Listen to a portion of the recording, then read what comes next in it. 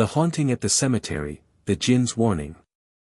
In a small Moroccan town, there was an ancient cemetery known for its eerie silence and its reputation for being a place where the Jinn roamed freely. Villagers often told stories of shadowy figures appearing among the graves at night, warning everyone to stay away after sunset.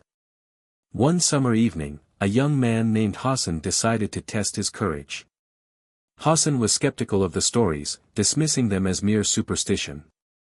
His friends dared him to spend an hour in the cemetery at night, and, eager to prove his bravery, he accepted the challenge.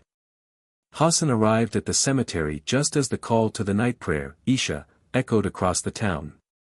He whispered a prayer for protection and stepped cautiously into the graveyard. The cool night air was still, and the moonlight cast long, eerie shadows over the ancient tombstones. As he walked deeper into the cemetery, Hassan began to feel uneasy. The silence was deafening, broken only by the faint rustling of the wind through the dry grass. Suddenly, he heard a low whisper. Turning quickly, he saw nothing but graves. Determined to complete the dare, Hassan sat on a large stone near the center of the cemetery.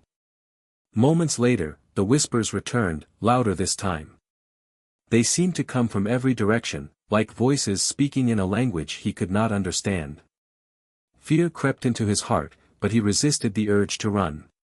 Then he saw it. A tall, shadowy figure emerged from behind a large tombstone. Its form was unclear, but its presence was undeniable.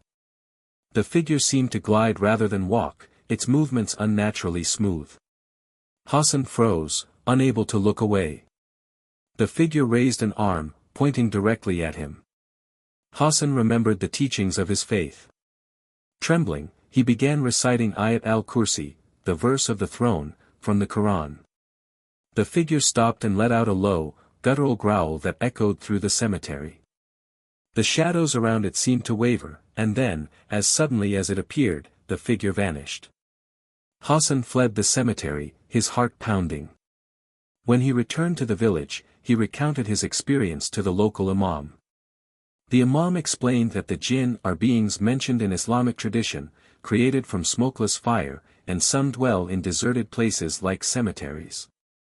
The imam reminded Hassan that venturing into such places without a serious purpose can disturb the Jinn, who prefer to be left undisturbed. From that night on, Hassan never returned to the cemetery after dark.